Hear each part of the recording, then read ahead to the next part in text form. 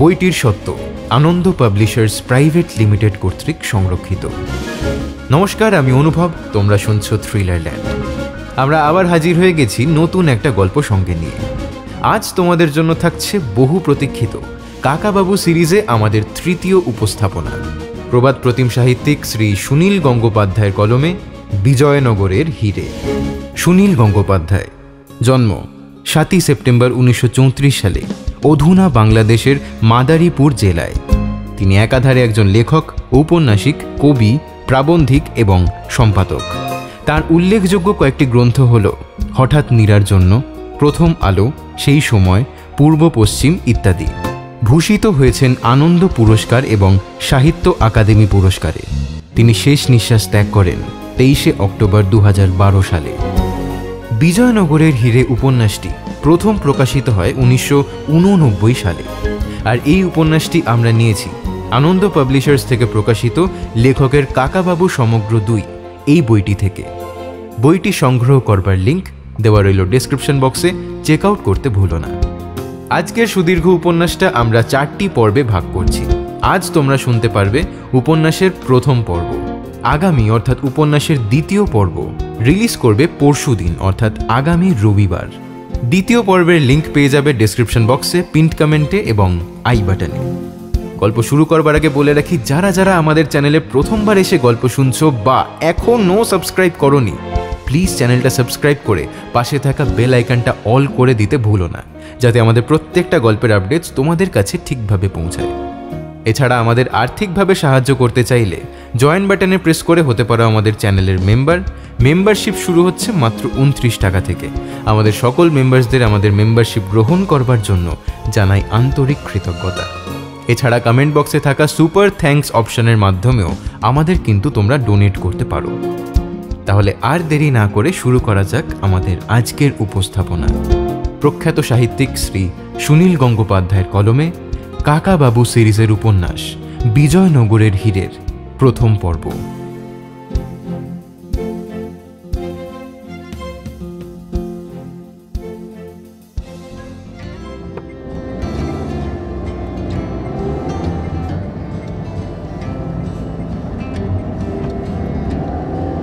দুপাশে ধুধু করা মাঠ, তার মাঝখান দিয়ে রাস্তা। কোনো বাড়ি ঘর তো দেখা যাচ্ছেই না। মাঠে কোনো রকম ফসলও নেই, গাছপালাও নেই বলতে গেলে। অনেক দূরে দেখা যায় পাহাড়ের রেখা। এই অঞ্চলটাকে ঠিক মরুভূমি বলা চলে না। ভালো বাংলায় এই রকম জায়গাকেই বলে ঊষর প্রান্তর। রাস্তাটা অবশ্য বেশ সুন্দর, মসৃণ, কুচকুচে কালো, যত্ন করে বাঁধানো। গাড়ি চলার কোনো ঝাঁকুনি নেই। রাস্তার দুপাশে কিছু দেখারও নেই, তাই সবারই ঘুম পেয়ে যাচ্ছে। কিন্তু গাড়ি যে চালাচ্ছে তাকে তো চোখ মেলে থাকতেই হবে। রঞ্জন সেই জন্য নস্যি নিচ্ছে মাঝে মাঝে। আকাশে একটুও মেঘের চিহ্ন নেই। মধ্য গগনে গনগন করছে সূর্য। মাঝে মধ্যে 2-1টা লরি ছাড়া এই রাস্তায় গাড়ি চলাচলও নেই তেমন। সামনের সিটে বসে আছেন কাকাবাবু। চলন্ত গাড়িতেও তিনি বই পড়ছিলেন। একসময় হাত তুলে বললেন, খাবার জল আর আছে না ফুরিয়ে গেছে? পেছনের সিটের মাঝখানে বসেছে রঞ্জনের স্ত্রী রিঙ্কু, তার দুপাশে জোজো আর সন্তু। দুজনেই জানলার ধার চেয়েছিল, কিন্তু এখন ঘুমে ঢুলছে। রিঙ্কু সোজা হয়ে জেগে বসে আছে, তার কোলের ওপর একটা ম্যাপ ছড়ানো। রঞ্জন এর আগে 2-3 বার ভুল করে অন্য রাস্তায় ঢুকে পড়তে যাচ্ছিল। রিঙ্কুই প্রতিবার তাকে গাড়ি ঘোরাতে বলেছে। কাকাবাবুর কথা শুনে রিঙ্কু পায়ের কাছ থেকে ওয়াটার বটলটা তুলে নেড়ে চেড়ে বলল, শেষ হয়ে গেছে? ইস, আমাদের আরো 2-3টে জলের বোতল আনা উচিত ছিল। ব্যাঙ্গালোরের ওয়েদার দেখে মনেই হয়নি যে এত গরম পড়তে পারে। একটা কোনো নদী টদিও দেখতে পাওয়া যাচ্ছে না এদিকে। রঞ্জন বলল, এরপর যে পেট্রোল পাম্প পড়বে সেখানে আমরা জল খাবো, গাড়িও জল তেল খাবে। এই তল্লাটে কোনো পেট্রোল পাম্প আছে কি? শুধুই তো মাঠের পর মাঠ দেখছি। ম্যাপে দেখা যাচ্ছে আর 14 না না, দাঁড়ান দাঁড়ান, হিসেব করে বলছি। মানে প্রায় 3 ক্রোশ পরে একটা বড় জায়গা আসছে যার নাম হলো চিত্রদুর্গা। সেখানে গাড়ির মানে তেল আর খাবার টাবার পাওয়া যাবে নিশ্চয়ই। 3 ক্রোশ? কতক্ষণ লাগবে? 15 মিনিটে মেরে দেবো।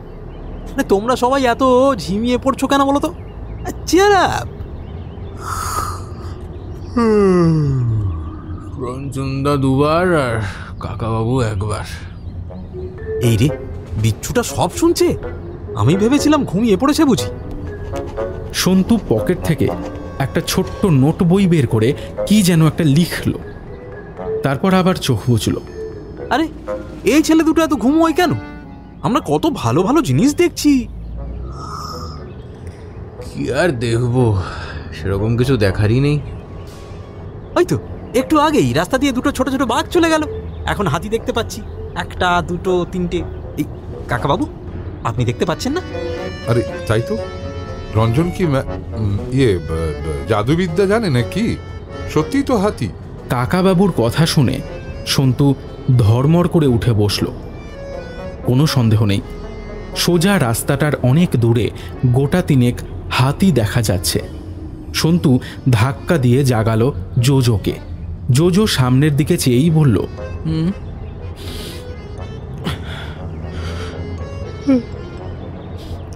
Wild elephants. জোজো 1। এই ধু ধু করা মাঠের মধ্যে বন্য হস্তি আসিবে, ইহা অতিশয় অলিক কল্পনা।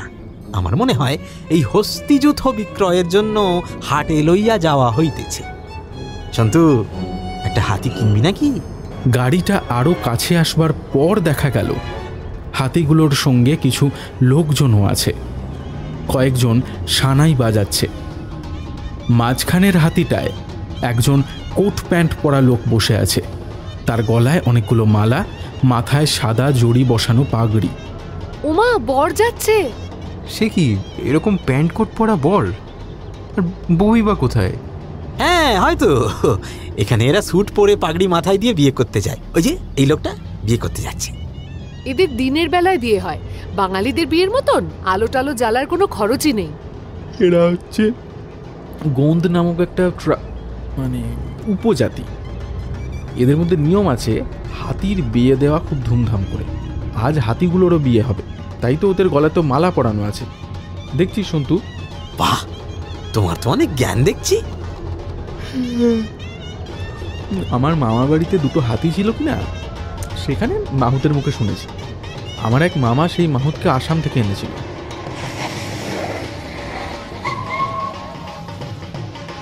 তাহলে জিজ্ঞেস করা যাক, আজ ওই লোকটার বিয়ে না হাতিগুলোর বিয়ে? এই রঞ্জন, পাগলামি করবে না। আমার নতুন নতুন জিনিস শিখতে খুব ভাল লাগে। হাতির বিয়ে? বছরখানেক হলো রঞ্জন দাড়ি রাখছে। শুধু রাখছে না, দাড়ি ইচ্ছা মতন বাড়তে দিচ্ছে।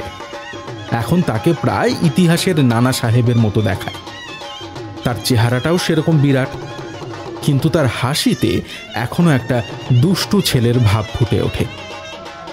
কিছু লোক হাতির পিঠে চেপেছে, কিছু লোক পায়ে হেঁটে যাচ্ছে। সানাইওয়ালারা গাড়ি দেখে যেন উৎসাহ পেয়ে জোরে জোরে বাজাতে লাগলো। এদের সঙ্গে বরযাত্রী হয়ে চলে যাব, ভালো খাওয়াবে। রঞ্জন, গাড়ি থামলেই গরম বেশি লাগছে। আগে আমার একটু জল খাওয়া দরকার। রঞ্জন সঙ্গে সঙ্গে গাড়ি আবার স্টার্ট দিয়েই এই হাতির শোভাযাত্রাটাকে পাশ কাটিয়ে হুশ করে বেরিয়ে গেল। এই কি করছো? এত স্পিড দিও না।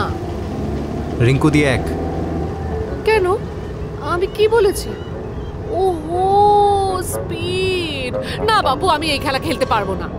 গতি গতি যার নাই কোনো গতি, সেই করে ওকালতি, কিংবা সে পথ ভুলে ভুলুক না, তাহে কি বা ক্ষতি। এই, গান গাইতে গাইতে পথ ভুল করলে চলবে না কিন্তু। রঞ্জন, এবার লেফট টার্ন নাও, আমরা হাইওয়ে ছাড়বো না। ওইটা হাইওয়ে, দেখতে পাচ্ছ না? রিঙ্কু দি 2। 2 না 3, হাইওয়ে 2 বার বলেছে। এই হাইওয়ের বদলে কি বলবো রে? রাজপথ। বাকিগুলো সব শাখা পথ। সামনে ওই যে পাহাড়ের উপর মন্দির দেখা যাচ্ছে, ওইটাই খুব সম্ভবত চিত্রদুর্গা। অনেকদিন আগে এখানে একবার এসেছিলাম, ভালো মনে নেই। পাহাড়টার গায়ে একটা দুর্গ আছে, খুব সম্ভবত এই জায়গাটার আসল নাম চিত্রদুর্গ। ইংরেজি বানান দেখে দেখে লোকে এখন বলে চিত্রদুর্গা। এসব দিকে দুর্গা মন্দির থাকা অস্বাভাবিক। উপরের মন্দিরটা বোধ হয় শিব মন্দির। আর বেশি দূর গিয়ে কি হবে? ওই পাহাড়টার তলায় যদি কোনো বাংলো টাংলো পাওয়া যায় তাহলে সেখানে থেকে গেলেই তো হয়। মোটেই না রঞ্জন, আজ সন্ধ্যের মধ্যেই আমরা হাম্পি পৌঁছতে চাই। মধ্যপ্রদেশে এরকম একটা পাহাড়ের মাথায় মন্দির দেখেছিলাম। সেই পাহাড়টা অবশ্য আরও অনেক উঁচু, সেখানে নরবলি হয়। তুমি দেখেছো? মানে তুমি সেই মন্দিরে নরবলি দিতে দেখেছো? আমি যেদিন সেই পাহাড়টার উপর উঠি সেদিন শুধু মোষ বলি ছিল, তবে আমার মামা নিজের চোখে নরবলি দেখেছে। এটা তোমার কোন মামা, যিনি অসম থেকে মাহু তার হাতি এনেছিলেন? না, সে অন্য মামা। তোমার কতজন মামা? এ পর্যন্ত আমি জোজোর 11 জন মামা আর 17 জন পিসে মশাইয়ের হিসেব পেয়েছি। হ্যাঁ, তা তো থাকতেই পারে। কারো কারো মামা মামি পিসে পিসির ভাগ্য ভালো হয়। ভাবো তো, যার কোনো মামা নেই, মেসোমশাই কিংবা পিসেমশাই নেই, সে কত হতভাগ্য। আমি মামি মাসি আর পিসিদের কথা বাদই দিচ্ছি। কেন তুমি মাসি পিসিদের কথা বাদ দিচ্ছ কেন? মাসি পিসি না থাকাটাও তো দুর্ভাগ্য। এই জন্যই বলি রিঙ্কু, যে কোনো কথা বলার আগে একটু বুদ্ধি খাটাবে। যে লোকের মাসি নেই তার কি মেসোমশাই থাকতে পারে? মনে করো আমার বাবার কোনো বোন নেই, তা বলে কি আমি আর যার তার সঙ্গে পিসেমশাই সম্পর্ক পাতাতে পারি? হ্যাঁ, একটা কথা তুমি বলতে পারো বটে যে মামিমা না থাকলে মামা থাকতে পারে। মামি শ্রেণীর লোকেরা একটু স্বার্থপরই হয়। মামিমাকে বাদ দিয়েও তাদের মধ্যে কেউ কেউ মামা হিসেবে টিকে যায়। কিন্তু পিসিমাই নেই, অথচ পিসে মশাই, এই যে সোনার পাথর বাটি। কাকাবাবু এখন এদের কথা শুনে মিটিমিটি হাসছেন। এখন রাস্তার ধারে 2-4খানা বাড়িঘর দেখা যাচ্ছে। একটু দূরেই দাঁড়িয়ে আছে কয়েকটা বাস, তার কাছেই বাজার। রঞ্জন সেখানে গাড়ি না থামিয়ে কয়েকবার বাঁক নিয়ে একেবারে পৌঁছে গেল পাহাড়ের গায়ে দুর্গের দরজায়।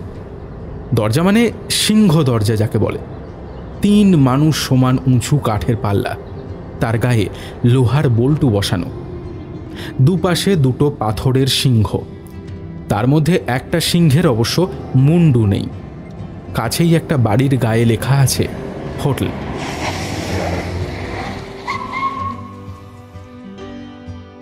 আগে এখানে ভাত মাংস খেয়ে নেওয়া যাক।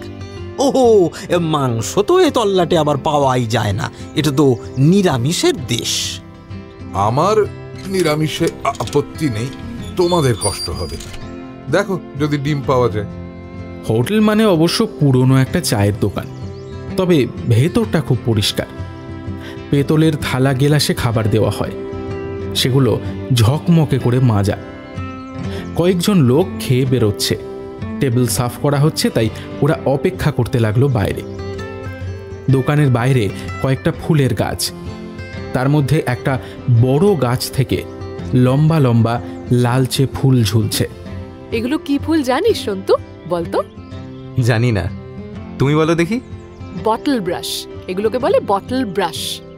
আমি কিন্তু নামটা জানতাম, ইচ্ছা করে তোমাকে দিয়ে বলালাম যাতে তোমার আরো 2টো জরিমানা হয়। তার মানে কেন জরিমানা হবে কেন? আরে বটল ব্রাশ একটা ফুলের নাম, তার কোনো বাংলা নেই। কে বললো নেই? বটলের বাংলা বোতল আর ব্রাশের বাংলা বুরুষ, অতএব বাংলায় এই ফুলটার নাম বোতল বুরুষ। হ্যাঁ, সন্তু ঠিকই বলেছে। যেমন টেবিলের বাংলা টেবিল আর গ্লাসের বাংলা ওই গেলাস। সন্তু পকেট থেকে ছোট্ট খাতাটা বের করল। সেই খাতার একটা পাতায় একজনের নাম লেখা আছে। কাল রাত্রেই ঠিক হয়েছিল আজ সকাল থেকে বেড়াতে বেরোবার পর কেউ একটাও ইংরেজি শব্দ বলবে না। কেউ ভুল করে বলে ফেললেই একটা ইংরেজি কথার জন্য 10 পয়সা জরিমানা। সন্তু খাতায় সেই হিসেব লিখে রাখছে। না, আমি আর এই পচা খেলা খেলবোই না। I quit. এই এখনো সব বললে চলবে না, আজ রাত্রিরে সব হিসেব হবে। জরিমানার টাকাটা দিয়ে তারপর ছুটি। রিঙ্কু, তোমার আরো 2বার জরিমানা হলো। ভেতরটা তো খালি হয়ে গেছে, চলো গিয়ে বসি, এবার আর একটা মজা হবে মনে হচ্ছে। একটাই লম্বা টেবিল, সবাই মিলে কাছাকাছি বসলো। একজন সাদা লুঙ্গি পরা বেয়ারা সবাইকে জলের গ্লাস দিয়ে অর্ডার নেবার জন্য দাঁড়ালো। ভাই, আমরা ক্ষুধার্ত, আমাদের কিছু খাদ্য দাও, ডাল, ভাত, মাংস, ডিম, যা খুশি। লোকটা কিছু বুঝতে না পেরে ভ্রু কুঁচকে রঞ্জনের কাছে ঝুঁকে এসে দাঁড়ালো। আমি ভাই তোমার সঙ্গে ইংরেজি বলে জরিমানা দিতে পারবো না গো। খাবারের দাম সবাই মিলে দেবে, আর জরিমানা আমাকে একলা দিতে হবে। তুমি আমার বাংলা কথা শুনে যা বোঝো তাই দাও। লোকটা এবার ইংরেজিতে বলল, what do you want sir? তুমি যতই ইংরেজি বলো, আমি বাংলা ছাড়া কিচ্ছু বলবো না। আমাদের খাদ্য দাও, খাদ্য। এরকম করলে আমাদের আর কিছু খাওয়াই হবে না। আমরা কেউ কন্নড় ভাষা জানি না, এরা কেউ হিন্দিও বোঝে না, বাংলা তো দূরের কথা। কাকাবাবু উঠে গিয়ে একটা দেওয়ালের পাশে দাঁড়ালেন। সেখানে খাবার দাবারের নাম লেখা একটা তালিকা ঝুলছে, কন্নড় আর ইংরেজি ভাষাতেই লেখা। কাকাবাবু বেয়ারাটির দিকে ইঙ্গিত করে কয়েকটা নামের ওপর আঙুল রাখলেন, তারপর হাত তুলে 5টা আঙুল দেখিয়ে বোঝালেন যে 5 জনের খাবার চাই। বেয়ারাটি অদ্ভুত মুখের ভাব করে ভিতরে চলে গেল। এতে মোটামুটি কাজ চালানো গেল, কি বলো? কিন্তু সন্তু, তোর নিয়মটা একটু পাল্টাতে হবে। আমরা নিজেদের মধ্যে ইংরেজি বলবো না, কিন্তু বাইরের লোকের সঙ্গে বলতেই হবে। অন্য লোকেরা তো আমাদের সঙ্গে এই খেলায় যোগ দেয়নি।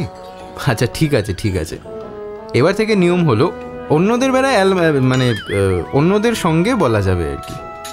অন্যদের সঙ্গে অ্যালাউড? বাঁচা গেল। রিঙ্কুদি, তুমি কিন্তু অ্যালাউডটা বলে ফেলেছো, অতএব তোমার আরও একটা। সবাই হেসে উঠল আবার। এই দোকানে ইডলি, ধোসা, বড়া ছাড়া আর কিছু পাওয়া যায় না। মাংস তো দূরের কথা, ভাতও নেই। বেয়ারাটা খুব ভ্যাবাচাকা খেয়ে গেছে। একটু আগে তার মুখে ইংরেজি কথা শুনেও এরা উত্তর দিচ্ছিল না, আর এখন এদের মুখে ইংরেজির বন্যা ছুটে যাচ্ছে। ওদের খাওয়ার মাঝখানে দোকানটির সামনে একটা বড় স্টেশন ওয়াগন থামল। তার থেকে নামলো 4 জন গাঁট্টা গোট্টা লোক। তার মধ্যে একজনের দিকেই বিশেষ করে চোখ পড়ে। এই গরমেও সেই লোকটা পরে আছে একটা চকচকে স্যুট। চেহারাটি ছোটোখাটো একটা পাহাড়ের মতো। তার চোখে সানগ্লাস, মুখে লম্বা চুরুট। ধূপধাপ করে জুতোর শব্দ তুলে লোকগুলো ভেতরে ঢুকলো। কফি হ্যাঁ, কফি মিলেগা? কাকাবাবু খাওয়া বন্ধ করে এই আগন্তুকদের দিকে স্থিরভাবে তাকিয়ে রইলেন। পাহাড়ের মতো লোকটা কাকাবাবুর দিকে চোখ ফেলেই মহা আশ্চর্যের ভান করে বলল, वेल वेल वेल, अब राजा रायचौधरी है ना? हाँ इधर। বাংলা, অসম, ত্রিপুরা কিংবা বিহার, উড়িষ্যা বা দিল্লিতে কাকাবাবুকে অনেকে চিনতে পারে, কিন্তু এই কর্ণাটকের একটা ছোট্ট জায়গাতেও যে কেউ তাকে চিনতে পারবে এটা যেন তিনি আশা করেননি। এই এদিকে একটু বেড়াতে এসেছি আর কি। বেড়াতে এসেছেন এখানে? না, শুধু এখানে নয়, আশেপাশে কয়েকটা জায়গায়। সঙ্গে এই আমার ভাইপো সন্তু, ওর কলেজের বন্ধু জোজো, আর ইনি রঞ্জন ঘোষাল, আর ওর স্ত্রী রিঙ্কু ঘোষাল, আমার বিশেষ পরিচিত। হ্যাঁ, আমার নাম মোহন সিং। আমাকে চিনেছেন তো? দিল্লিতে দেখা হয়েছিল একবার। কথাটা বলেই কাকাবাবুর কাঁধে একটা চাপড় মেরে বলল, মিস্টার রাজা রায়চৌধুরী, সচমুচ বলুন তো, আপনাকে এখানে কে পাঠিয়েছে? কেউ তো পাঠায়নি, আমরা নিজেরাই এসেছি। নিজেরা এসেছেন তো ঠিক আছে, আপনি কার হয়ে কাজ করছেন? আপনি ওদিকে গিয়ে বসুন। ঠিক আছে ঠিক আছে, আপনি অন্য কারো হয়ে কাজ না করেন তো খুব ভালো কথা। আমি আপনাকে একটা কাজ দেব। আপনার ফি কত? আমার গায়ে হাত দিয়ে কথা বলা আমি পছন্দ করি না। আপনার চুরুটের ধোঁয়ার গন্ধ আমার সহ্য হচ্ছে না। আপনি প্লিজ দূরে গিয়ে বসুন।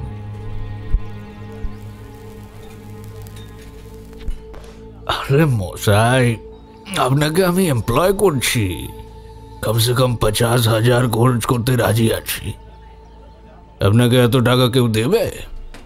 শুনুন মিস্টার সিং, কাকাবাবু এখন রিটায়ার করেছেন, আমি ওনার অ্যাসিস্ট্যান্ট। ওনাকে কি কাজ দেবার কথা বলছেন সেটা আমাকে দিন, বুঝলেন? আমার কিছু টাকা পয়সার দরকার এখন। তা হ্যাঁ, 50,000 পেলে মোটামুটি চলে যাবে। আপ চুপ রহিয়ে, আমি মিস্টার রায়চৌধুরীর সঙ্গে কথা বলছি, জরুরি কাজের কথা। আপনি আমাকে ঠিক বিশ্বাস করতে পারছেন না, তাই না? আমি রিভলভার চালাতে জানি, দড়ির মই বেয়ে উঠতে পারি, গোপন ম্যাপ চিবিয়ে চিবিয়ে খেয়ে ফেলতে পারি, এমনকি আমি পিকক করতেও পারি, দেখবেন। তারপর রঞ্জন সত্যি মাটিতে দুটো হাত দিয়ে পা দুটো শূন্যে তুলে ফেলল।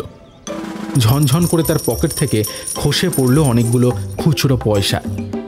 সেই অবস্থায় সে হাত দিয়ে হাঁটবার চেষ্টা করল। মোহন সিংয়ের তুলনায় রঞ্জনের চেহারাটাও নেহাত ছোট নয়। একটুখানি এগিয়েই তার পা শূন্যে টলমল করে উঠল। সে হুড়মুড় করে গিয়ে পড়ল মোহন সিংয়ের ওপর। মোহন সিংও এই ধাক্কা সামলাতে না পেরে চিত হয়ে পড়ে গেল মাটিতে। আরে ছি ছি ছি ছি, কি কাণ্ড! আউট অফ প্র্যাকটিস, বুঝলেন? আবার 2-1 দিন প্র্যাকটিস করলেই ঠিক হয়ে যাবে। বলছিলাম, আপনার লাগেনি তো? আমি না খুবই দুঃখিত। রঞ্জন লাফ দিয়ে উঠে মোহন সিংয়ের হাত ধরে তাকে টেনে তোলার চেষ্টা করল। তার সঙ্গে লোকেরাও ছুটে এলো দুদিকে। মোহন সিং নিজেই উঠে দাঁড়ালো কোনো রকম। আরে বাপরে, বেবকুফ! যাকে আপনি রিটায়ার করেছেন মিস্টার রায়চৌধুরী, একেবারে বুড়া বনে গেছেন। সে কথা আগে বললেই হতো। মোহন সিংয়ের চুরুটটা ছিটকে চলে গেছে অনেক দূরে। সেটা আর না কুড়িয়ে সে গিয়ে বসল একটা চেয়ারে। বেয়ারা ইতিমধ্যেই কফি দিয়ে গেছে। সে কফিতে চুমুক দিতে লাগলো ঘন ঘন। রঞ্জনের কাণ্ড দেখে সন্তু আর জোজোর খুব হাসি পেয়ে গেলেও তারা হাসতে পারছে না।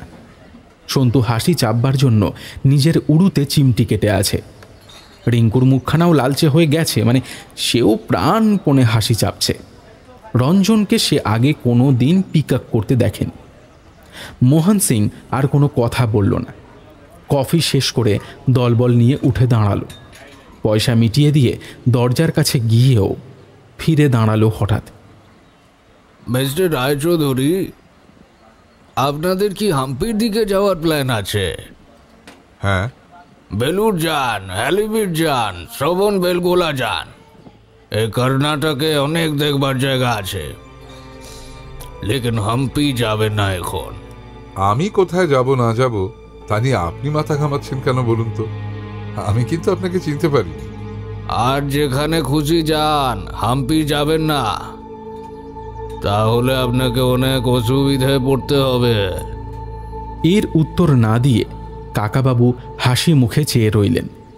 মোহন সিং পেছন ফিরে গটগট করে বেরিয়ে গেল। চম্বলের ডাকাত মোহন সিং, এর নাম আমি আমার পিসামশাইয়ের মুখে অনেকবার শুনেছি। মোহন সিং তো কমন নাম, অনেকেরই হতে পারে। আমার মনে হলো সিনেমার ভিলেন আমজাদ খানের মতো চেহারা। রিঙ্কুদি, বাইরের লোক কিন্তু চলে গেছে, তারপরেও তুমি 2খানা ইংরেজি শব্দ বলেছ। দূর, ওসব বাদ দে। রঞ্জন কি কাণ্ডটাই না করলো। এবার সকলের চেপে রাখা হাসি বেরিয়ে এলো একসঙ্গে। শুধু রঞ্জন হাসল না, সে নিজের দাড়িতে হাত বুলাতে বুলাতে বলল, ইস, 50,000 টাকার কাজটা ফসকে গেল। কোথা থেকে লোকটা হঠাৎ এসে উদয় হলো বলতো? আমাকে চেনে, কিন্তু আমি ওকে চিনি না। ও গায়ে পড়ে আমাদের হাম্পি যেতে বারণ করলোই বা কেন? তাহলে কি করবে? হাম্পি যাবে না অন্য কোথাও যাবে? আমরা হাম্পি দেখবো বলে বেরিয়েছি, সেখানে তো যাবই। ওই লোকটা বারণ করেছে বলে আরো বেশি করে যাব। ও বারণ করবার কে?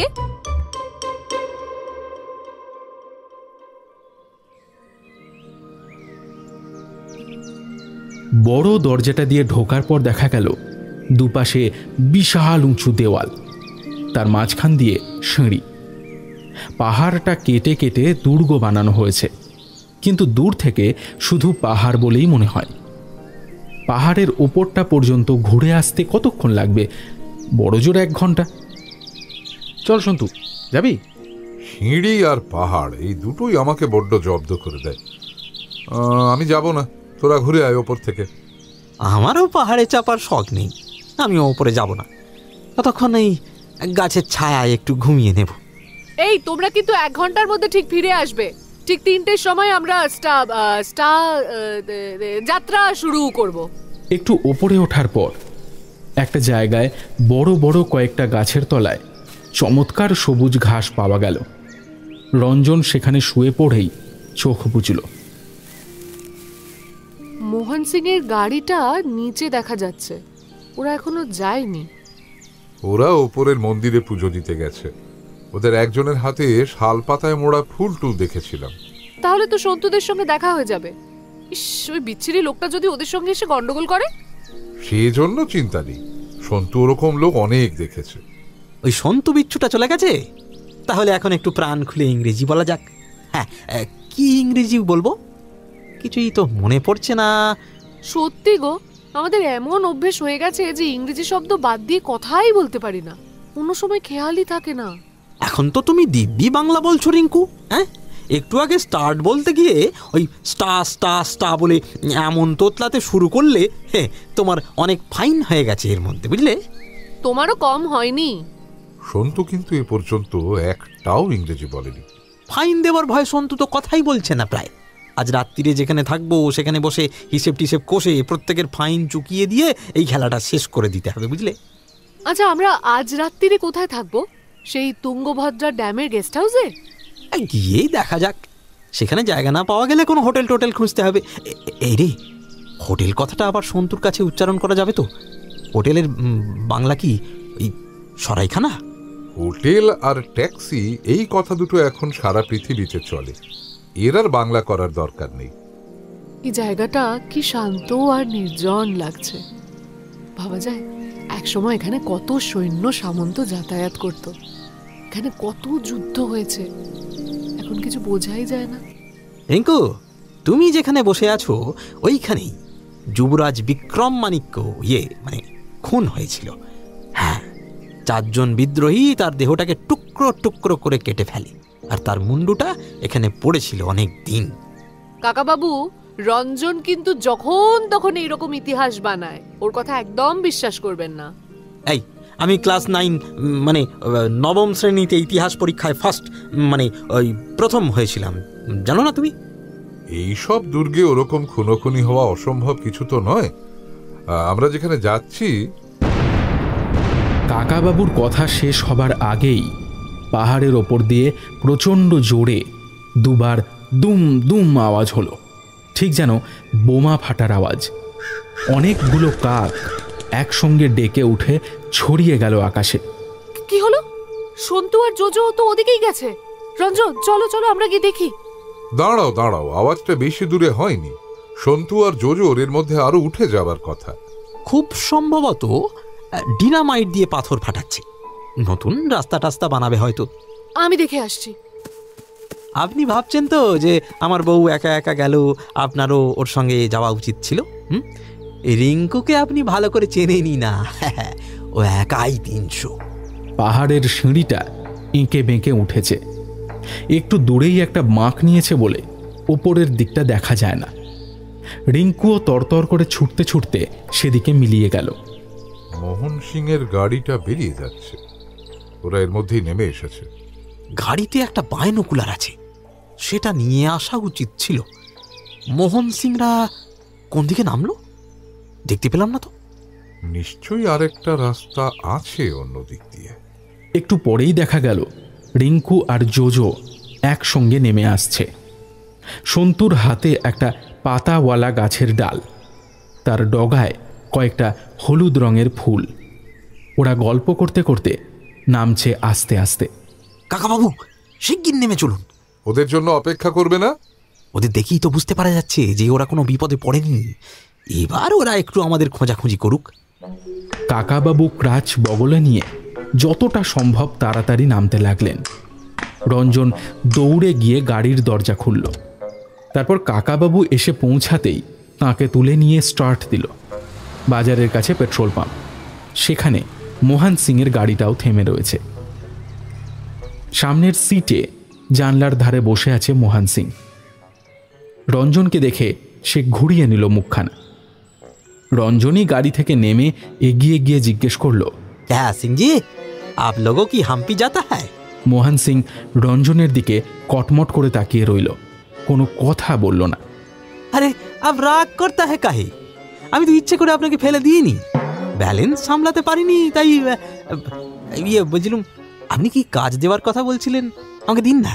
পেছন থেকে মোহন সিংয়ের আর এক সঙ্গী রঞ্জনের কাঁধে একটা চাপড় মেরে বলল, আপনার কাম করো, ইদার ঝঞ্ঝাট মাত করো। তারপর সে রঞ্জনকে আস্তে করে ঠেলে দেবার একটা ভাব দেখালো। লোকটার গায়ে অসম্ভব জোর, সেইটুকু ঠেলার চোটেই রঞ্জন হুমড়ি খেয়ে পড়ে যাচ্ছিল প্রায়। গাড়িটাকে ধরে সামলে নিল। মোহন সিংজির সঙ্গে এবার থেকে সমঝে কথা বলবে। আপনার তো খুব গায়ের জোর, রোজ ব্যায়াম করেন বুঝি? তা আপনার নাম কি? বীরজু সিং। বাবা, আপনারা দুজনেই সিং, বাহ বাহ। তাহলে হাম্পিতে আবার আপনাদের সঙ্গে দেখা হচ্ছে, তাই তো? মোহন সিং পিচ করে মাটিতে থুতু ফেলল। তাই দেখা দেখি বীরজু আরও থুতু ফেলে অবজ্ঞার সঙ্গে বলল, ওদের গাড়িতে তেল ভরা হয়ে গিয়েছিল, ওরা বেরিয়ে গেল আগে। হাম্পিতে গিয়ে বেশ মজা হবে মনে হচ্ছে, ঠিক যেন একটা গল্পের মতন শুরু। এবার শুধু বেড়াতে বেরিয়েছি, এবার আর কোনো গল্প টল্পের দরকার নেই। জলের বোতলটা ভরে নাও। পেট্রোল নিয়ে বেরিয়ে রঞ্জন কিছু কলা আর পেয়ারাও কিনে নিল। তখনই দেখা গেল রিঙ্কুরা জোরে হেঁটে আসছে এদিকে।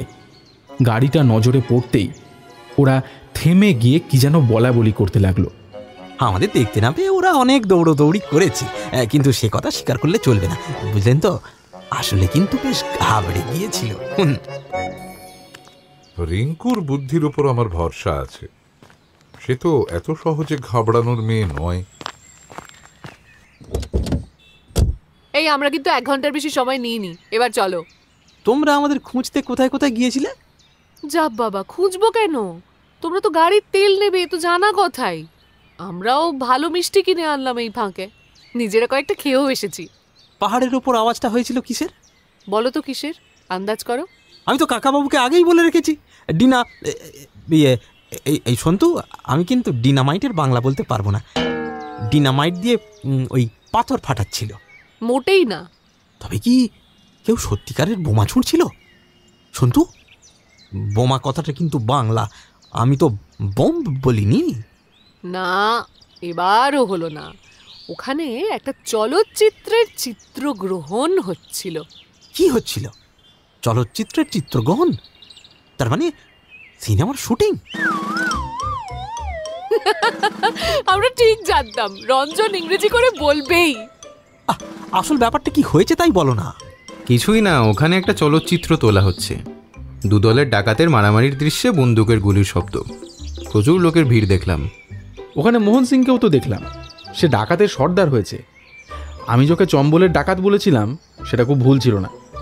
আমি তো আগেই ওকে চলচ্চিত্রের খলনায়ক বলেছিলাম। কিন্তু মোহন সিংকে যে একটু আগে এখানে দেখা গেল, এর মধ্যেই সে নেমে এলো কি করে? আরেকটা লোককেও মোহন সিংয়ের মতন সাজিয়েছে, তারও প্রায় ওই রকমই চেহারা। মারামারির দৃশ্যগুলো বোধহয় ওই নকল মোহন সিংই করবে। আরে ওদের বলে স্টান্ট, যাকে ওটার বাংলা করা যাবে না। না, এখন কিন্তু কেউ ঘুমোবে না, তাহলে আমার ঘুম পেয়ে যাবে। রঞ্জন, ম্যাপে হাম্পির আগে হসপেট বলে একটা জায়গা দেখতে পাচ্ছি। মনে হচ্ছে এটা একটা বড় জায়গা। ওই হসপিটালেই আমাদের থাকতে হবে, হাম্পিতে কোনো থাকার জায়গা নেই। কিন্তু আমরা যে তুঙ্গভদ্রা নদীর ধারে অতিথিশালায় থাকবো ঠিক ছিল। তুঙ্গভদ্রা নামটা ভারী সুন্দর। ওখানে বড় জোর রাতটা থাকা যাবে, ওখান থেকে হাম্পি বেশ দূর হবে, যাওয়া আসা করা যাবে না। আচ্ছা, এই যে আমরা হাম্পি দেখতে যাচ্ছি, সেখানে কি আছে? কি থাকবে আবার, হাম্পিতে হাম্পি আছে। তুই যে গম্ভীরভাবে ও বললি, হাম্পি মানে তুই কি বুঝলি রে জোজো? পাহাড়, জঙ্গল, না সমুদ্রের মধ্যে একটা দ্বীপ, কি কোনটা? আমি একবার আমার ছোট মামার সাথে কোকাডিমা বলে একটা দ্বীপে গেছিলাম। সেই দ্বীপটা কোথায় তোমরা বলতে পারো? জোজোর কথা ঘোরাবার ক্ষমতা দেখে কাকাবাবু পর্যন্ত একটু হেসে উঠলেন। গল্প করতে করতে অনেকটা রাস্তা চলে আসা গেল। বিকেল হয়ে এলো আসতে। এখনো গরম কমবার নাম নেই। পশ্চিমের আকাশটা লাল হয়ে উঠেছে। একটা চৌরাস্তার মোড়ে এসে রঞ্জন গাড়িতে থামালো। এরপর কোন দিকে যেতে হবে রিঙ্কু ঠিক বুঝতে পারছে না ম্যাপ দেখে। সবাই গাড়ি থেকে নেমে পড়ল। পাশাপাশি 3টে চায়ের দোকান, লম্বা লম্বা বেঞ্চ আর খাটিয়া পাতা রয়েছে বাইরে। কাছেই দাঁড়িয়ে আছে কয়েকটা লরি আর একটা সাদা রঙের গাড়ি। একটা খাটিয়ার ওপর শুয়ে আছেন একজন বৃদ্ধ। তাঁর মাথার চুল, মুখের দাড়ি সব ধবধবে সাদা।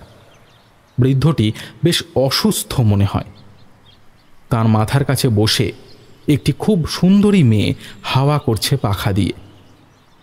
একজন মাঝবয়সী লোক বৃদ্ধটাকে খাইয়ে দিচ্ছে চা। কাকাবাবু অন্য একটি দোকানে বসলেন। বৃদ্ধটিকে একবার দেখে তার ভ্রু একটু কুঁচকে গেল। তার চেনা কোনো একজন মানুষের সঙ্গে ওই বৃদ্ধটির মুখের মিল আছে, কিন্তু সেটা কার সঙ্গে তা কিছুতেই মনে করতে পারলেন না তিনি। তবে তা নিয়ে তিনি আর মাথাও ঘামালেন না। একটু পরে সেই বৃদ্ধকে ধরাধরি করে তোলা হলো সাদা গাড়িটিতে। সেখানেও তিনি বসতে পারলেন না, শুয়ে পড়লেন মেয়েটার কোলে মাথা রেখে। রঞ্জন কয়েকজনকে জিজ্ঞেস করে এসে বলল, কাকাবাবু, রাস্তা পেয়ে গেছি, আর বেশি দূর নেই, বড় জোর 1 ঘন্টা। তবে তুঙ্গভদ্রা গেস্ট হাউসে নাকি এখন অনেক লোক। ওই যে থুরথুরে বুড়ো লোকটিকে দেখছেন, উনিও দলবল নিয়ে সেখানেই যাচ্ছেন শুনলাম। বাবা, অত বুড়ো লোকের বেড়া বেড়া তো শখ কেন? দেখে তো মনে হয় যখন তখন মরে যাবে। আমাদের তো ফোন করা আছে, আমরা তুঙ্গভদ্রা গেস্ট হাউসেই থাকবো। এই সন্তু, খাতা বার করবি না। ফোনকে ফোন বলবো না তো কি বলবো রে? শুধু বাংলা বলতে চাইলে এইভাবে বলা যায়। আমাদের তো দূরভাষে বলা আছে আমরা তুঙ্গভদ্রা অতিথি নিবাসে থাকবো। দেখ, এরকম ভাবে কেউ কথা বলে? আমাদের বাড়ির একজন পুরুত ঠাকুর এইভাবে কথা বলতেন। আর তো মোটে একদিন, কাল থেকেই তো আবার যে যার নিজের মতো কথা বলবে। ও হ্যাঁ রঞ্জন দা, তোমারও কিন্তু একটা ফাইন হয়েছে। সন্তু ফাইন বলেছে, সন্তুরও এবার জরিমানা। তুই নিজেরটা লেখ সন্তু। আচ্ছা সন্তু, আমি যদি পুরো ফরাসি ভাষায় কথা বলি তাতে তো কোনো আপত্তি নেই। আজকে তো শুধু ইংরেজি বলা বারণ। এই জোজো, তুই ফরাসি জানিস বুঝি? খুব ভালো জানি। আমি যখন বাবার সঙ্গে 4 মাস প্যারিসে ছিলাম তখন গড়গড় করে ফ্রেঞ্চ বলতে শিখেছি। চোখ বন্ধ করে বলতে পারি। শুনবে? তা শুনি। উই পার্দো ম্যাসিও, ম্যাসি বুকু, জ ন পার্ল দা ফ্রান্সে। চমৎকার বলেছে, কিন্তু জোজো তোমার এই ভাষা যে আমরা কেউ বুঝতে পারবো না। আর দেরি করে কি হবে, এবার চলো। চা তো খাওয়া হয়ে গেছে। ইস, চাটা একেবারে অখাদ্য। এদিকটায় ছোট ছোট পাহাড়ের গা দিয়ে রাস্তা। তুঙ্গভদ্রার বাঁধ অনেকটা উঁচুতে। সেই বাঁধের গায়ে বেশ বড় আর পুরনো আমলের অতিথিশালা। সামনে আরও 3খানা গাড়ি দাঁড়ানো, তার মধ্যে সেই সাদা গাড়িটাও আছে। একতলায় দোতলায় অনেক লোকজনের ব্যস্ততা। একজন কেয়ারটেকারকে খুঁজে বের করা গেল। সে রঞ্জনের কোনো কথায় পাত্তাই দিতে চায় না। না, এখন জায়গা নেই, এখন জায়গা হবে না। আপনি বলতে চান এত বড় ডাক বাংলোতে একটা ঘরও খালি নেই? এখন আমাদের ওই হোটেল খুঁজতে যেতে হবে? আরে একটাই মাত্র রুম রাখা আছে, সেটা রাজা রায়চৌধুরী নামে একজন ভিআইপির জন্য। উফ, আপনাদের নিয়ে আর পারা যায় না মশাই। নিন, খুলুন। এতক্ষণ ধরে আমার নাম জিজ্ঞেস করেছেন। আরে আমিই তো রাজা রায়চৌধুরী। আরে ছি, সে কথা আগে বলেননি কেন? আপনাদের জন্য দোতলায় ভালো ঘর রাখা আছে, 3খানা খাট। আসুন, আমি চাবি আছি, আসুন আমার সাথে। এখানকার লোকগুলো কিরকম সৎ দেখলি, কাউকে অবিশ্বাস করে না। যে কেউ এসে নিজের নাম রাজা রায়চৌধুরী বললেই ঘর খুলে দিত। আমাদের পূর্ব পরিচিত এক বন্ধুও এখানে রয়েছে দেখছি। ভালোই হলো, ওর সঙ্গে এবার ভালো করে আলাপ করা যাবে। কাকাবাবুর কথা শুনে সবাই ঘাড় ঘুরিয়ে দাঁড়ালো। দোতলার বারান্দায় একজন লোক রেলিংয়ে ঝুঁকে দাঁড়িয়ে আছে। ভালো করে মুখটা দেখা না গেলেও কোনো সন্দেহ নেই সে মোহন সিং। ডাকবাংলোর দুজন আর্দালি এসে মালপত্র নিয়ে গেল। কেয়ারটেকার ঘর খুলে দিয়ে বলল, বলছি স্যার, আপনারা রাত্রিরে খাবেন তো? খাবারের অর্ডারটা কি এখনই দিয়ে দেবেন? কি কি পাওয়া যাবে? ওই তো স্যার, ভাত, রুটি, মুরগি, সবজি, ডাল, ডিমের কারি সব পাবেন। বলছিলাম, কফি আছে আপনাদের? হ্যাঁ স্যার, কফিও পাবেন। এখন আমাদের কফি আর ডিমের অমলেট দিতে বলুন। রাত্রিরে আমরা মাংস ভাত খাবো, আর আমরা তো ওবেলা নিরামিষ খেয়েছি, তাই আগে ডিম খেয়ে সেটা মেকআপ করে নেওয়া যাক, তারপর মাংস হবে। ঠিক আছে সন্তু, তুই লিখে নে। রঞ্জন শুধু শুধু মেকআপ বলেছে। তাই তো, মুখ দিয়ে অটোমেটিক, না না বলিনি পুরোটা বলিনি, মুখ দিয়ে ফস করে একটা একটা করে ইংরেজি কথা বেরিয়ে আসে। ওর বদলে আমরা কি বলা উচিত, কি বলা উচিত ছিল? মিটিয়ে মিটিয়ে বলা যেত। ডিম খেয়ে মিটিয়ে? যা, এটা কিরকম যেন শুনতে লাগে। ইয়ে বলতে পারতে রঞ্জনদা। বাংলায় না এই ইয়ে একটা চমৎকার শব্দ। এই ইয়ে দিয়ে সব কিছু বোঝানো যায়, এভরিথিং। কিন্তু এই এভরিথিং শব্দটা কি ফরাসি? লম্বা বারান্দাটা এখন খালি। মোহন সিংকে ঘরটায় আর দেখতে পাওয়া যাচ্ছে না। পাশের ঘরটার দরজা ভেতর থেকে বন্ধ। একদম কোণের ঘরটায় অনেক লোকজনের আওয়াজ পাওয়া যাচ্ছে। একটি লোক সেই ঘর থেকে হন্তদন্ত হয়ে বেরিয়ে এদিকে আস্তে আস্তে সন্তুদের ঘরের সামনে এসে দাঁড়ালো। তারপর বলল, একটা কথা জানতে চাই, আপনাদের মধ্যে কি কেউ ডাক্তার আছেন? না, পাশ করা ডাক্তার কেউ নেই, তবে আমার স্ত্রী আমার ওপরে প্রায় নানা রকম ডাক্তারি করেন। আপনাদের কাছে থার্মোমিটার আছে? ইস, খুব দুঃখিত। বেড়াতে বেরোবার সময় থার্মোমিটার আনার কথা আমাদের মনেই পড়েনি। আনাটা উচিত ছিল নিশ্চয়ই। আসলে আমাদের সঙ্গের একজন খুব অসুস্থ হয়ে পড়েছেন, মনে হচ্ছে 105 ডিগ্রি টেম্পারেচার উঠে গেছে। ইনি খুব নামকরা সম্মানিত লোক। কি নাম? ভগবতী প্রসাদ শর্মা। আমি আবার এত মুখ্যু যে অনেক বিখ্যাত লোকদেরই নাম শুনিনি। কি নাম বললে? ভগবতী প্রসাদ শর্মা, মানে হিস্টোরিয়ান? হ্যাঁ, খুব বড় হিস্টোরিয়ান। আর্কিওলজিক্যাল সার্ভে অফ ইন্ডিয়ার ডিরেক্টর জেনারেল ছিলেন। আমি চাচাকে প্রায় জোর করে নিয়ে এসেছি, এখন যদি কিছু একটা বিপদ হয়ে যায়। ভগবতী প্রসাদ শর্মার তো অনেক বয়স, প্রায় 85-86 তো হবেই। আমি একবার তাকে দেখতে যেতে পারি? হ্যাঁ, যান না, আমি দেখি নিচের কেয়ারটেকারের কাছে খোঁজ করে কোনো ডাক্তার পাওয়া যায় কিনা। লোকটি চলে যেতেই কাকাবাবু নিজের হাত ব্যাগটা খুলে রিভলভার বের করলেন। সেটা চেম্বার খুলে দেখে নিলেন ভেতরে গুলি আছে কিনা।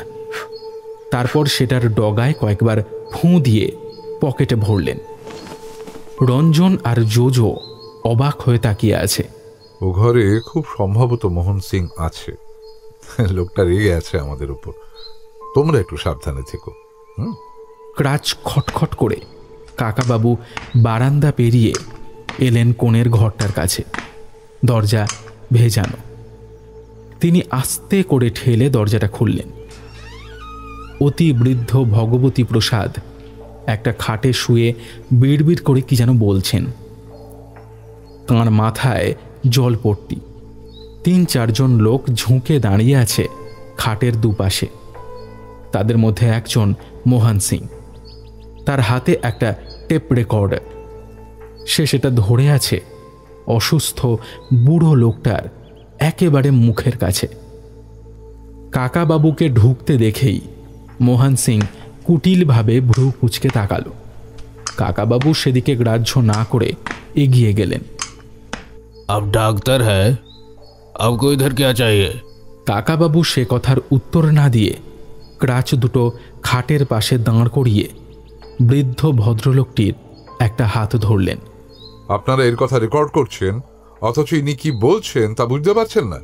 ইনি পণ্ডিত লোক, জোরের ঘোরে ইনি যেসব কথা বলছেন সব রেকর্ড করে রাখছি, পরে ভালো করে শুনবো। এখন কিচ্ছু বোঝা যাচ্ছে না। ইনি ওষুধ চাইছেন, সরবিট্রেট। এখানে আমরা কোথায় ওষুধ পাবো? সেই জন্যই তো ডাক্তার ডাকতে গেছে একজন। এনার ব্যাগ কোথায় সেটা খুব ভালো করে দেখুন। এনার এত বয়স হয়েছে, নিশ্চয়ই সঙ্গে কিছু ওষুধ রাখেন। ওরা 2-3 জন মিলে একসঙ্গে ব্যাগ ঘাঁটাঘাঁটি করতে লাগলো। তারপর প্রায় 4-5 রকম ওষুধ বের করে আনলো। কাকাবাবু তার মধ্যে থেকে একটা শিশি নিয়ে খুব ছোট্ট একটা ট্যাবলেট বের করলেন, সেটাকে আবার ভেঙে অর্ধেক করলেন। তারপর খুব যত্ন করে সেই টুকরোটা ঢুকিয়ে দিলেন বৃদ্ধের জিভের তলায়। আপনারা মাথার কাছ থেকে সরে যান, জানলা খুলে হাওয়া আসতে দিন। বৃদ্ধের বিড়বিড় করা বন্ধ হয়ে গেল। 1 মিনিট পরেই তিনি চোখ মেলে তাকালেন। প্রথমেই কাকাবাবুকে দেখতে পেয়ে তিনি ফিসফিস করে জিজ্ঞেস করলেন, তুম কৌন? শর্মাজি, আমার নাম রাজা রায়চৌধুরী। অনেক দিন আগে আপনার সঙ্গে পরিচয় হয়েছিল দেরাদুনে। আপনি আমাকে চিঠিও লিখেছেন কয়েকটা। ভগবতী প্রসাদ শর্মা কয়েক মুহূর্ত অপলকভাবে তাকিয়ে রইলেন কাকাবাবুর মুখের দিকে। তুমি রাজা রায়চৌধুরী? তুমি মহারাজ কনিষ্কের মুন্ডু খুঁজে পেয়েছিলে, তাই না? একে এত বৃদ্ধ, তার উপর এত অসুস্থ, তবু তাঁর এই রকম স্মৃতিশক্তি দেখে কাকাবাবু একেবারে স্তম্ভিত হয়ে গেলেন। বৃদ্ধের চোখ দুটো হঠাৎ যেন জলজল করে উঠল। শর্মাজি, আপনি এই বয়সে এত দূরে এসেছেন কেন? আপনার এখন বাড়িতে বিশ্রাম নেওয়াই উচিত। আমরা ওনাকে নিয়ে এসেছি, আমরা ওনার দেখভাল করব।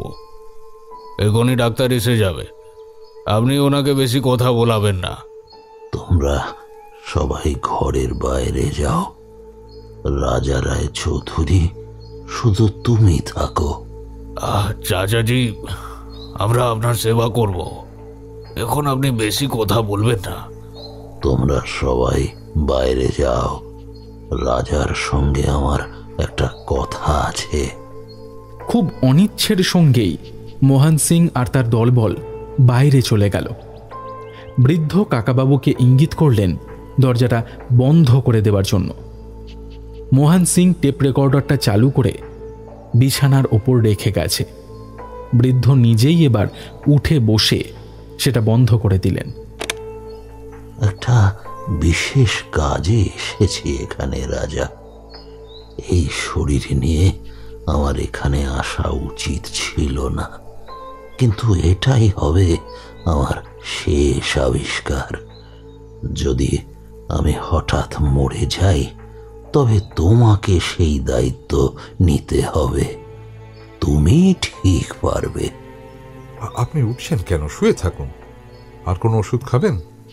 না, এখন একটু ভালো বোধ করছি। শোনো, আগে কাজের কথা বলি। তুমি তোমার কানটা আমার মুখের কাছে নিয়ে এসো, যেন আর কেউ শুনতে না পায়। তোমার কানে কানে বলবো। কাকাবাবু মাথাটা ঝুঁকিয়ে আনলেন। সেই বৃদ্ধ নিমেষে বালিশের তলা থেকে একটা রিভলভার বের করে কাকাবাবুর কপালে ঠেকিয়ে বললেন, সাবধান, একটু নড়লেই তোমার জীবন শেষ। এইবার বলো তো রাজা রায়চৌধুরী, তুমি আমাকে ফলো করে এখানে এসেছো কেন? তোমার কি মতলব? এ তো ভারী মজার ব্যাপার দেখছি। আমি আপনাকে ফলো করব কেন? আপনি একটা দলবলের সঙ্গে এখানে এসেছেন, আর আমিও কয়েকজনকে নিয়ে এখানে বেড়াতে এসেছি। আমরা আলাদা আলাদা ভাবে আসতে পারি না? সত্যি বেড়াতে এসেছো নাকি অন্য কোনো উদ্দেশ্য নিয়ে এসেছো? তুমি তো এমনি এমনি কোথাও যাও না। আমি এমনি কোথাও যাই না। আমি কি ইচ্ছে মতো বেড়াতে পারবো না? আমি আজকাল আর অন্য লোকের কাজ নিই না, বেড়াতেই ভালোবাসি। সত্যি কথাটা বলো, নইলে আমি ঠিক গুলি করব। গুলি করুন, করুন, আমি মরে গেলেও বিশ্বাস করতে পারবো না যে প্রফেসর ভগবতী প্রসাদ শর্মা মানুষ খুন করতে পারে। সত্যি দেখতে চাও গুলি করতে পারি কিনা? আমি বলবো তুমি আমার গলা টিপে ধরতে এসেছিলে, তাই আমি সেলফ ডিফেন্সে গুলি করেছি। আমি আপনার গলা টিপে ধরতে যাব কেন? একটা কিছু মোটিভ তো থাকা দরকার। আপনার কাছে শ্রদ্ধা, আপনার গায়ে হাত তোলার কথা আমি চিন্তাই করি না। আপনার হাত থেকে রিভলভারটা কেড়ে নেওয়া কি আমার পক্ষে খুব শক্ত হতো? রাজা রায় চৌধুরী, তোমাকে আমি ভালো করেই চিনি। দরজার আড়াল থেকে মোহন সিংরা দেখছে, তাই আমি এই অভিনয় করছি। মোহন সিংয়ের দল তোমাকে দেখে চিন্তায় পড়ে গেছে। আমি এখন তোমাকে যে কয়েকটা কথা বলছি তা খুব মন দিয়ে শোনো, আর কেউ যেন জানতে না পারে। আমি হঠাৎ মরে গেলে তুমি আমার কাজটা সম্পূর্ণ করবে। এরপর বৃদ্ধ আরও আস্তে আস্তে কয়েকটা কথা বললেন। শুনতে শুনতে কাকাবাবুর ভ্রু কুঁচকে গেল। এবার তোমায় ছেড়ে দিলাম। যদি প্রাণের মায়া থাকে তাহলে খবরদার আমার সামনে তুমি আর আসবে না। ডাক্তার আ গেয়া, আরে খুলিয়ে। মনে রেখো আমার কথাগুলো। কাকাবাবু এগিয়ে এসে দরজাটা খুলে দিলেন। শর্মাজির ভাইপো কোথা থেকে যেন একটা ডাক্তার জোগাড় করে এনেছে। সবাই বৃদ্ধের খাটের দিকে এগিয়ে গেল। শুধু মোহন সিং কাকাবাবুর কাঁধটা খামচে ধরে বলল, রায় চৌধুরী, প্রফেসর সাহেব তোমাকে কি কথা বললেন? সব সাফ খুলে বলো। বলছি, তুমি বারান্দার ওই কোণে চলো, খুব জরুরি কথা। মোহন সিং কাকাবাবুর কাঁধটা ছাড়ল না, প্রায় টানতে টানতে নিয়ে চলল।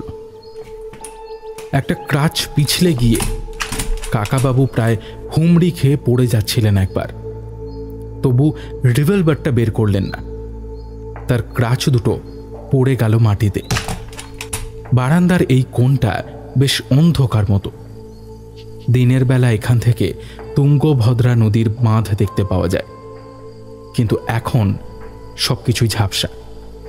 তোমাদের প্রফেসর সাহেবের সঙ্গে আমার অনেক দিনের চেনা।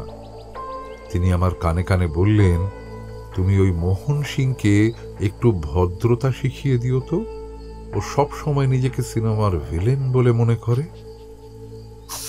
তুমি আমার সঙ্গে মজাকি করছো? ঠিক করে বলো। ভদ্রলোকের কাঁধে হাত দিয়ে কথা বলতে নেই, জানো না? হাত সরাও। মোহন সিং আরও কিছু বলতে গেল, কিন্তু তার আগেই কাকাবাবু হঠাৎ নিচু হয়ে তার ডান চোখে একটা দ্রুত ঘুষি চালালেন।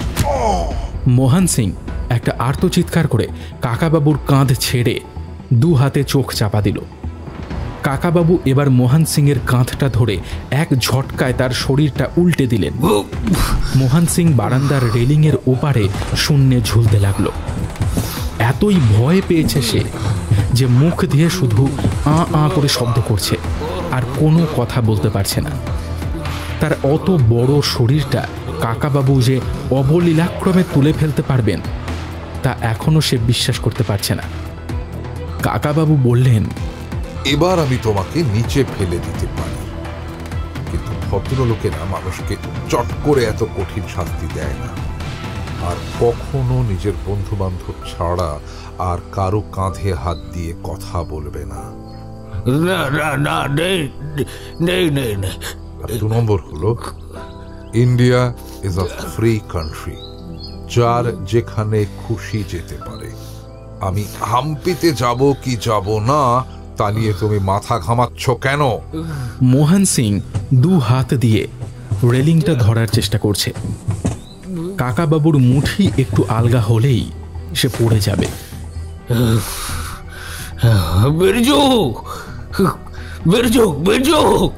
তোমার ওই বীরজু নামের লোকটা পেট্রোল পাম্পে আমাদের রঞ্জনকে অকারণে একটা ধাক্কা দিয়েছিল। তাকেও বলে দিও যেন যখন তখন সে গায়ের জোর না দেখায়। খুব জোরে একটা ঝাঁকুনি দিয়ে তিনি মোহন সিংকে ফিরিয়ে আনলেন বারান্দায়। তাকে সেখানে ঠেসে ধরে কাকাবাবু বললেন, ভগবতী প্রসাদ শর্মা আমার গুরুর মতো। উনি হুকুম করলে আমি ওর পা ধোয়া জলও খেতে পারি। উনি বুঝেছেন যে আমরা শুধু ছুটিতে বেড়াতে এসেছি, আমাদের অন্য কোনো উদ্দেশ্য নেই। আমরা তোমাদের কোনো ব্যাপারে ডিস্টার্ব করব না, তোমরাও আমাদের ডিস্টার্ব করবে না। মোহন সিংকে ছেড়ে দিয়ে কাকাবাবু ক্রাচ দুটো তুলে নিলেন। তারপর হাঁটতে শুরু করলেন পিছন ফিরে। মোহন সিং ফ্যাল ফ্যাল করে তাকিয়ে রইল। সে যেন এখনো বিশ্বাস করতে পারছে না যে কাকাবাবুর হাতে এত জোর। তার বুকের মধ্যে ঢিপ ঢিপ শব্দ হচ্ছে।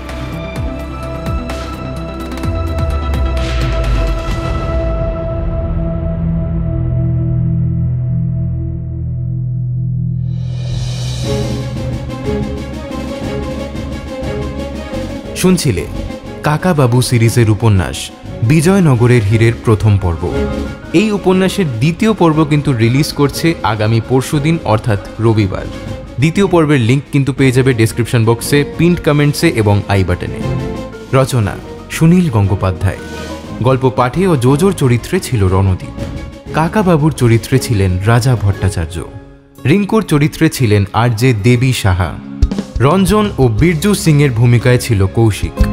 সন্তুর ভূমিকায় ছিলাম আমি অনুভব। মোহন সিংয়ের ভূমিকায় ছিল তমাল। ভগবতী প্রসাদ শর্মার চরিত্রে ছিল ইন্দ্রনীল এবং অন্যান্য চরিত্রে ছিলাম আমি অনুভব, অর্ণব এবং পার্থ। শব্দগ্রহণ ও বিশেষ সহযোগিতায় ছিল লিও। আবহ সৃষ্টি করেছে ম্যাক্স ওরফে ইন্দ্রজিৎ। গল্পটির নাট্যরূপ দিয়েছে নীল এবং আমি অনুভব। নির্দেশনায় ছিলাম আমি অনুভব এবং স্মিতা। পোস্টারটি ডিজাইন করেছে পিক্সেলের থেকে শুভমজিৎ। তাহলে কেমন লাগছে বিজয়নগরের হীরে জানাও কমেন্ট করে। যদি ভালো লেগে থাকে তাহলে জানোই কি করতে হবে, ভিডিওটা লাইক করে দিও, সবার সঙ্গে অতি অবশ্যই শেয়ার করে দিও, আর চ্যানেলটা এখনও সাবস্ক্রাইব না করে থাকলে কি করছো, প্লিজ করে দাও। আর পাশে থাকা বেল আইকনটা অবশ্যই অল করতে হবে। তাহলে চলো দেখা হচ্ছে দ্বিতীয় পর্বে। ততক্ষণ টিম থ্রিলারল্যান্ডের পক্ষ থেকে সবার জন্য রইল এক রাশ শুভেচ্ছা। সবাই ভালো থেকো, ভয় থেকো।